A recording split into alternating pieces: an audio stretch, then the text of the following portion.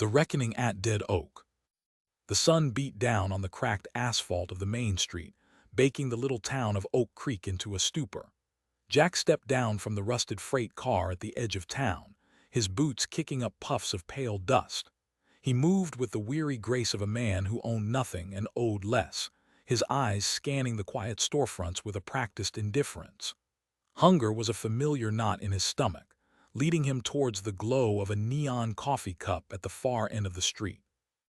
The diner was a time capsule of chrome and red vinyl, smelling of grease and stale coffee. A few old-timers sat at the counter, their conversation a low murmur. Jack slid into a booth by the window, ordering the cheapest meal on the menu. As he waited, his eyes wandered to a community bulletin board near the door, cluttered with flyers for lost dogs, church socials, and yard sales. One notice, yellowed and curling at the edges, caught his eye. Help wanted. It read in a precise, old-fashioned hand. Handyman for general yard work and repairs. Room and board included. Apply at Dead Oak Farm. Ask for Elara. The name meant nothing to him, but room and board were the only words that mattered. The waitress, a woman in her 50s with a tired smile, brought his plate. "See something that interests you?" she asked, following his gaze. "Maybe," Jack said, nodding toward the notice. "This farm, where is it?" A shadow passed over the waitress's face. "That's the old Hammond place, out on the county line, 'bout a 5-mile walk." She leaned in slightly, lowering her voice. "It's been up there for months. Elara's, particular, been a bit strange since her husband passed. Long time ago now. Most folks around here give that place a wide berth." Jack just shrugged. "Strange don't bother me, work is work." The waitress gave him a long look as if sizing up his chances. "Suit yourself. Road straight west out of town. Can't miss the gate." An hour later, Jack stood before that same gate. The words Dead Oak Farm were carved into a weathered wooden arch. Beyond it, a dirt driveway disappeared into a stand of pine trees. The air was still and heavy. It was the kind of quiet that felt like a held breath. He pushed the gate open, its whine cutting through the silence. The farmhouse appeared at the end of the drive, a 2-story structure of faded white clapboard with a wide, wraparound porch. It wasn't dilapidated, but it wore an air of profound neglect, as if the life had been slowly draining from it for years. And in the center of the vast, overgrown front yard stood the reason for its name. A colossal oak tree, long dead, its branches skeletal against the sky. The woman who answered the door was older than he expected, perhaps in her late 60s. She was thin and erect, dressed in a simple, dark dress. Her hair was a sweep of silver, and her eyes, a pale blue, held an unnerving intensity. "You're here about the work," she said. It wasn't a question. "Yes, ma'am. Name's Jack, saw your notice." She introduced herself as Elara Hammond and led him inside. The house was dark, the curtains drawn against the afternoon sun. It was clean but frozen in time, filled with heavy old furniture and the faint, sweet smell of dust and dried flowers. On the mantelpiece, a single photograph in a silver frame showed a younger Elara beside a handsome, broad-shouldered man with a confident, almost challenging smile. "My husband Arthur," she said, noticing his glance. Her voice was tight. She turned those pale eyes on him, studying his face with a strange, searching look. "You have a similar bearing." Jack just nodded, saying nothing. He was used to being looked at. She hired him on the spot. The work was simple, she said. The place had gotten away from her. There was a fence that needed mending, a well that needed clearing, things that required a strong back. She showed him to a small, sparse room in the back of the house. It had a bed, a washstand, and a single window looking out toward the dead tree. The first few days passed in a strange, quiet rhythm. Jack worked steadily. He started on the fence near the property line, the rhythmic thud of his hammer the only sound for miles. Elara would often watch him from the porch, sitting in a rocking chair, her hands still in her lap. She brought him glasses of cold water but rarely spoke. The silence felt less like peace and more like a weight. It was on the third day that the rehearsals began. He was cleaning out the tool shed when she approached him. "There's something else," she said, her voice oddly formal, "and understanding between us. I need you to help me with something in the evenings." That night in the parlor, she explained. She had him sit in a worn armchair, Arthur's chair, he assumed. She stood before him, wringing her hands slightly. "I need you to say something," she said, her eyes distant. "Say, is my supper not ready, woman, after the day I've had?" Jack shifted, uncomfortable. "Ma'am, please just say it." He repeated the line, his voice flat. "More force," she insisted, a flicker of emotion in her eyes. "Like you mean it, like you're angry." So he tried again, putting a rough edge on his words. "Is my supper not ready, woman, after the day I've had?" A shudder ran through Elara. She seemed to shrink before him. "I'm sorry, Arthur," she whispered, her voice trembling. "It's almost ready. Please don't be cross." Jack felt a cold knot form in his stomach. This was more than strange. This was a sickness. But he needed the roof, the meals. He played along. The scenes continued each night. She had him repeat different lines, act out different arguments from a marriage that had ended decades ago. She was meticulous, correcting his tone, his posture. He was to be more domineering, more cruel. He began to feel like an actor in a play for an audience of one, and the role was curdling something inside him. A week into his stay, a restlessness took hold. The house felt like a cage. Waiting for Elara to retire one evening, he moved silently through the dark downstairs. He wasn't sure what he was looking for, some clue to the source of her madness, or perhaps something of value. The living room yielded nothing but doilies and dust. He moved to a small, cluttered study. A large desk sat under the window. The drawers were locked, but the locks were old and simple. With the blade of his pocket knife, he jimmied the center drawer open. Inside, amid old receipts and dried-up ink pots, was a leather-bound journal. He opened it. Elara's handwriting, elegant but often frantic, filled the pages. It was a diary. He read entries detailing Arthur's rages, his contempt, his violence. The story of a terrified woman living with a tyrant. Then he came to the final entry. The writing was a desperate scrawl. "He came home in a fury tonight, something about the harvest, the money. He said he was leaving. He said he'd take it all. I couldn't let him, not after everything. We struggled by the old oak. The shovel was there from where he'd been digging. I don't remember swinging it. I just remember the sound, like a rotten melon. I put him in the well. It's deep. The well is deep. He can't get out." Jack closed the book, his heart thudding. Arthur hadn't left. He was buried in the well, the same well Elara had asked Jack to clear out, the well that needed to be ready. The pieces clicked into place with horrifying clarity. Her rehearsals weren't just a reliving of the past. They were a preparation. She was building towards a final scene, and he was the stand-in for the man she had murdered. His role wasn't just to act, it was to atone. He needed to get out, but first he searched the drawer again more frantically. Behind a false back he'd almost missed, his fingers found it, a shoebox. He lifted the lid. It was filled with cash. Old bills neatly stacked. A fortune. This must have been the money Arthur had talked about. The reason for the final fight. A plan, cold and ruthless, formed in his mind. He couldn't just run. She'd call the police, report the theft. But if Elara were gone, a reclusive, mentally unstable woman, an accident, it would be weeks, maybe months, before anyone found her. By then, Jack would be long gone. He put the box back, his hand steady. Now he would write the ending. The following evening, Elara was more agitated than usual. The air was thick with an approaching storm. "Tonight," she said, her eyes gleaming with a feverish light. "It has to be tonight, under the tree." Jack just nodded. "Whatever you say, Elara." As she went to fetch something from the house, he made his preparations. He went to the tool shed and took a heavy wrench, slipping it into the back waistband of his pants. Then he found the main phone line where it connected to the house and with a sharp twist of his knife, severed the wires. The trap was set. She met him under the skeletal branches of the dead oak, holding Arthur's old hunting rifle. The wind began to pick up, stirring the dry grass. "It's time," she said, the rifle pointed shakily at his chest. "Time for you to pay." Jack knew his lines. He fell to his knees, the picture of broken remorse. "Elara, I'm sorry for all of it, the hitting, the yelling, for what I said about taking the money, for leaving you. I was a monster, please, forgive me."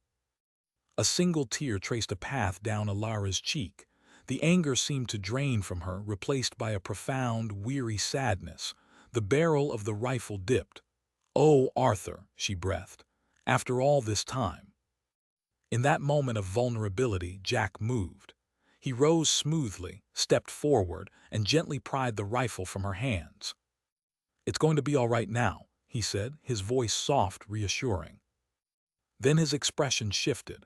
The feigned remorse vanished, replaced by a cold, predatory grin. He raised the rifle and leveled it at her. "Now get on your knees, you fucking crazy old bitch," he screamed, his voice cracking with a venom that was entirely his own. The illusion shattered. Elara's eyes widened in horrified confusion. This wasn't in the script. He pulled the trigger. The click was small and useless against the growing wind. The old gun had jammed. "Fucking old piece of shit," Jack roared, shaking the rifle. The curse broke Elara's trance. She turned and fled toward the house, a cry escaping her lips. Jack didn't give chase immediately. He walked, a hunter confident of his prey. "Elara," he called out, his voice taunting. "You can run, you can try and hide, but I will find you." He heard the front door slam shut, the bolt thrown as he approached.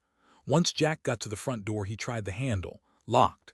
He smiled and then decided to start circling the house to the back kitchen door. "Elara," he called out, his voice taunting. Come out wherever you are." The kitchen door was also locked. Peering through the grimy window, his eyes fixed on the simple latch holding him at bay, he reversed his rifle, swung the stock, and shattered the pane. Reaching through the broken glass, he ignored the sharp bite in his forearm as his fingers found the cool metal of the latch and flipped it. Just as he unlocked the latch, a searing, white-hot pain shot through his hand. He yelled, snatching his arm back. On the other side of the door, Elara stared back at him, holding a large kitchen knife in her hands, her face a mask of primal terror. "You fucking old bitch," he bellowed, fury overriding the pain. He shoved his bleeding hand back through the broken window, ignoring the glass tearing his flesh, and twisted the lock. The door swung open. A desperate chase ensued through the dark house. Elara was frail, but fear lent her a frantic speed. She stumbled on the edge of a rug in the hallway, the knife still clutched in her hand. She fell forward with a heavy thud, followed by a soft, wet gasp. Jack stood over her. She had landed on the knife. The blade was buried deep in her chest. She rolled onto her side, her breath catching in wet, shallow rasps. He knelt down, his own hand dripping blood onto the floorboards. "I couldn't have done it better myself," he whispered, a grim smile on his face. "Nice job, Elara, well done." He watched as the life faded from her eyes. Then he stood, went upstairs to the study, and retrieved the shoebox full of money. In the bathroom, he clumsily wrapped his wounded hand in a towel. He walked back down the stairs, stepped over Elara's body, and opened the front door. He closed it gently behind him, as if leaving a sleeping child. The wind whipped across the yard, and the first drops of rain began to fall. The dead oak stood silent, a stark sentinel in the gathering storm, as Jack walked down the driveway and vanished into the night, the weight of the money in his arms, and the memory of the well now forever sealed at his back. Weeks bled into one another in Oak Creek. The discovery at Dead Oak Farm had been the kind of seismic event that leaves a permanent crack in a small town's foundation. Sheriff Miller, a man whose job had previously consisted of breaking up bar fights and helping stranded motorists, now found himself the lead investigator in a decades-old murder and a fresh homicide. The forensics told a brutal, incomplete story. Elara Hammond, deceased from a single, self-inflicted, knife wound with evidence of a struggle. A broken kitchen window, blood from an unidentified male. the handyman smeared on the glass and the floor. And then the grisly exhumation from the well, the skeletal remains of Arthur Hammond, the back of his skull caved in by a blunt instrument, exactly as described in the diary found in the desk. The search for the drifter with the injured hand had yielded nothing. Jack had vanished like smoke on the wind. The case grew cold, but the unease in Oak Creek remained, a low-grade fever. It was in this atmosphere of unresolved tension that a dusty, black 1960s Chevrolet Camaro pulled up outside the sheriff's office. The man who stepped out was known to every soul in town, even after 10 years. Daniel Hammond. He was taller than his father had been, lean and wiry where Arthur had been broad. He had his mother's piercing pale eyes, but they held none of her ethereal sadness. Instead, they were flat, assessing, and moved over the familiar storefronts with a cold lack of nostalgia. He wore a simple work shirt and jeans, his hair cut short and severe. He carried himself with a stillness that was unnerving. Sheriff Miller met him at the door, his hand resting instinctively near his belt. "Daniel, heard you were coming." "Sheriff," Daniel's voice was even, devoid of emotion. "I'm here to see the property, and to get the keys."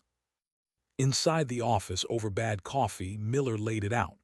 "I'm not gonna sugarcoat it, son. It's a crime scene. A double crime scene from two different eras, your mother and your father." Daniel's expression didn't flicker. "I read the reports you mailed. My mother was unstable. She killed my father, and decades later, some drifter she hired finished the job. A tragic end to a tragic story." "It's not that simple, Daniel. The drifter didn't just finish the job. He tortured her with some kind of twisted reenactment, and he stole something. We think a significant amount of cash your father had hidden." For the first time, a spark lit in Daniel's eyes. It wasn't grief, it was interest. "The money," he said, almost to himself. He looked back at Miller. "The house is mine now. I intend to live there." A cold dread settled in Miller's stomach. "Daniel, after everything that happened there, why?" "Because it's mine," Daniel said, his tone final. "A man should claim his inheritance." News of Daniel's return spread through Oak Creek faster than a prairie fire. At the diner, the same tired waitress who had served Jack watched Daniel's car drive past towards the county line. "He's back," one of the old-timers at the counter muttered, shaking his head. "The damn nutcase is back." "He did his time in that program," another offered without much conviction. "The program?" the first man scoffed. "You can't cure what's wrong with the Hammonds, it's in the blood. Arthur was a mean bastard, Elara went soft in the head, and that boy," he trailed off, the unspoken words hanging in the air. "That boy was the worst of both and is nothing but no good." The town's memory was long. They remembered the young Daniel Hammond, the explosive temper, the cruelty to animals, the fights he'd pick that always went too far. They remembered the final straw, the incident with the Peterson boy that wasn't quite bad enough for juvie but was severe enough for his family to finally have him committed to a secure rehabilitation facility far away. To get right, they'd said. To get changed. Now, 10 years later, he was back, and he was moving into the house of horrors on Dead Oak Farm. The question on everyone's lips was a fearful whisper. Had he changed? The man who got out of the car was calm, controlled, nothing like the feral youth who had left. But that very control was somehow more terrifying. Was he cured? Or had the program just sanded down the rough edges, turning a wild fire into a contained, more efficient burn? Had the psycho been tamed, or had he just learned to wear a mask? As Daniel Hammond turned his car through the now-repaired gate of Dead Oak Farm, the entire town of Oak Creek held its breath, waiting for the other shoe to drop. The reckoning at Dead Oak was not over. A new chapter, perhaps the most dangerous one, was just beginning. The bell above the diner door jingled, and the low murmur of the lunchtime crowd stuttered and died. Every head turned. Daniel Hammond stood in the doorway, letting his flat, pale eyes sweep across the red vinyl and chrome. He looked the same as he had when he'd driven through town, clean, controlled, and utterly alien. The air grew thick with a silence louder than any noise. He ignored it all, his gaze passing over the starring locals as if they were furniture, and slid into an empty booth by the window, the same one Jack had occupied weeks before. From behind the counter, Sarah felt her heart stutter against her ribs. She'd heard he was back, of course. The whole town had been talking of little else. But seeing him here, solid and real, was different. The memories of high school, fuzzy and tinged with a guilt she'd long buried, surfaced with startling clarity. He'd been so intense, so damaged. And she, the head cheerleader dadding the quarterback, had always given him a wide, cautious berth, afraid of the gossip, afraid of him. But she'd also watched him from a distance, fascinated by the quiet, brooding boy who seemed to contain a storm, and had felt a pang of pity she'd never admitted to anyone. Her mom, the older waitress, shot her a warning look from across the diner, but it was too late. Sarah was the only one not actively serving. Taking a deep breath, she grabbed a menu and a coffee pot, her hands trembling slightly. She approached the booth like one would approach a sleeping predator. "Welcome to the Creekside. What can I get for you?" she asked, her voice coming out a little too bright, a little too high. Daniel didn't look up, his attention seemingly fixed on the menu. "Just a moment," he said, his voice a low, even rumble. The silence stretched. Sarah stood there, the weight of the entire diner's attention pressing on her. She could feel the old-timers at the counter holding their breath. Finally, Daniel lowered the menu. He did it slowly, deliberately. His eyes lifted, meeting hers, and he paused, his gaze unnervingly direct, making her skin prickle. He wasn't the feral boy she remembered. This man was something else entirely. His eyes flicked down to the plastic badge pinned to her uniform. They lingered on her name, Sarah. Then he looked back up at her face, and a slow, shy smile softened the hard lines of his mouth.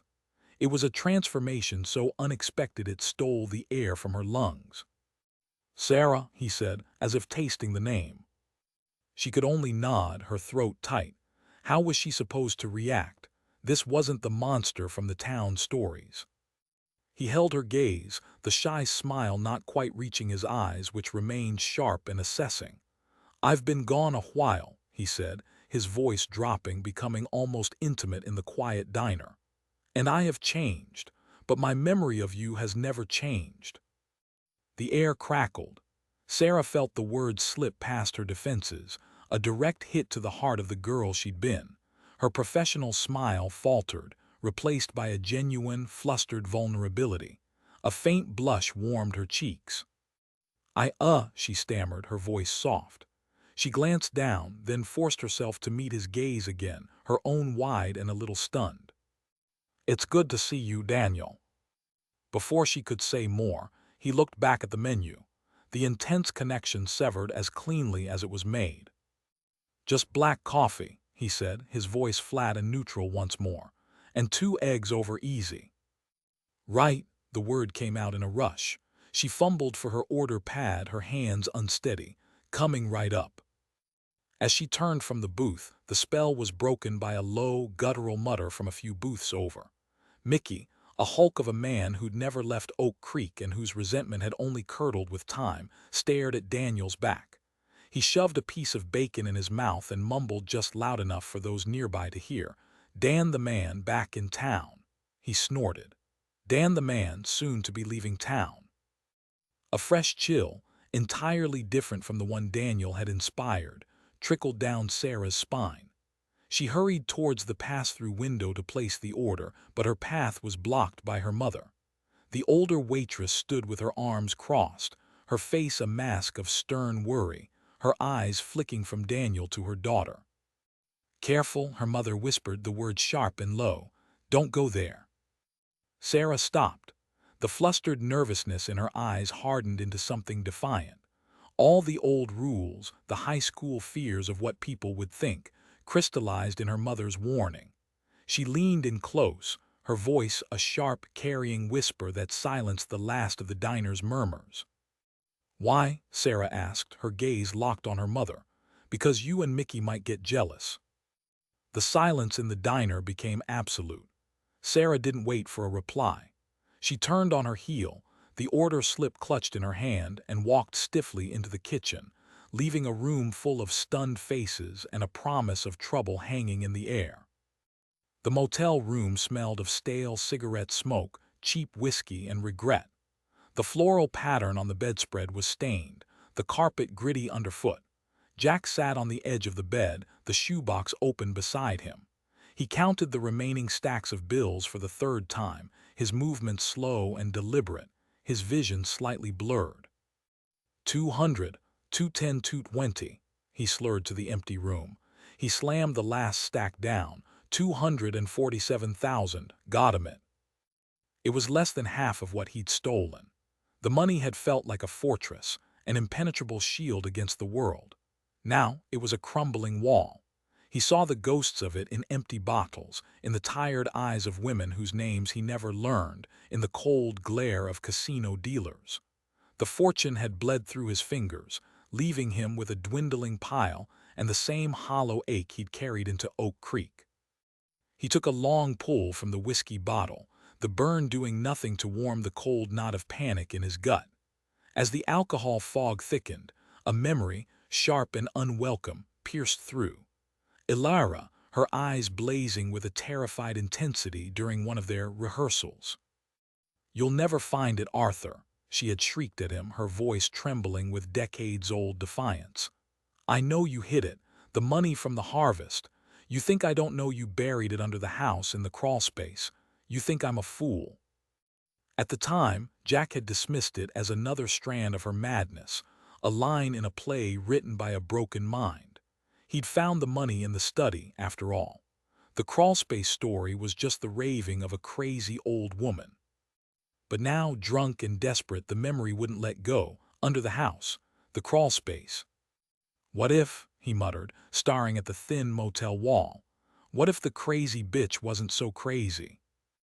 The logic of the drunkard took hold, seamless and compelling. Of course a man like Arthur Hammond wouldn't keep all his money in a desk. He'd have a stash. A real stash. The money in the shoebox was just walking around money. The real fortune was still there, waiting. He lurched to his feet, packing the small, foul room.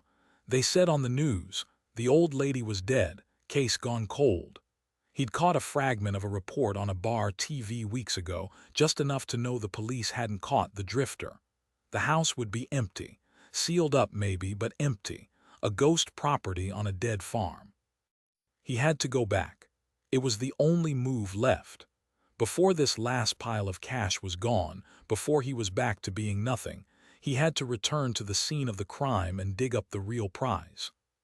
He looked at his reflection in the grimy mirror, a man running out of road, his eyes haunted. He raised the bottle in a grim toast. "Time to go home, Elara." The diner's neon sign flickered off, plunging the street into the deep, quiet dark of a town that went to bed early. Sarah pulled her light jacket tight against the chill, the sound of her footsteps on the pavement unnaturally loud. She'd only walked a block when the slow, rolling purr of an engine crept up beside her.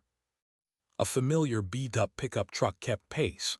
The passenger window rolled down. "It's late, Sarah. Why don't you jump in? I'll take you home."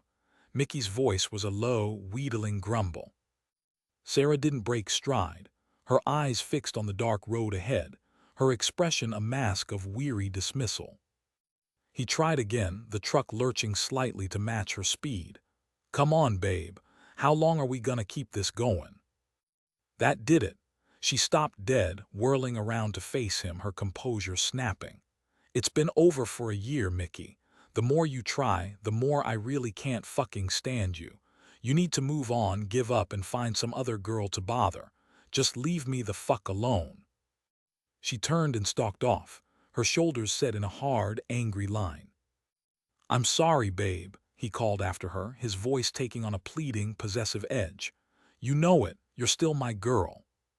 She didn't acknowledge him, just kept walking.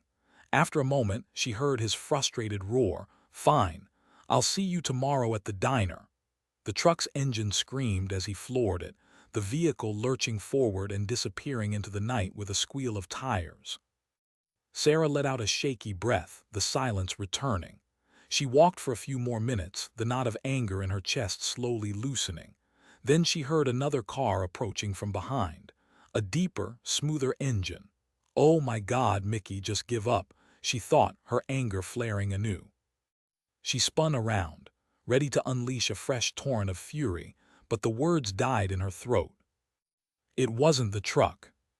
Gliding silently to a stop beside her was a sleek, black 1960s Camaro. The stereo was on, playing softly. As the window powered down, the music spilled into the night air. Daniel reached for the dial, turning the music down so he could speak, the lyrics hanging in the air between them like a perfectly timed question. He looked at her, his pale eyes unreadable in the dashboard's glow.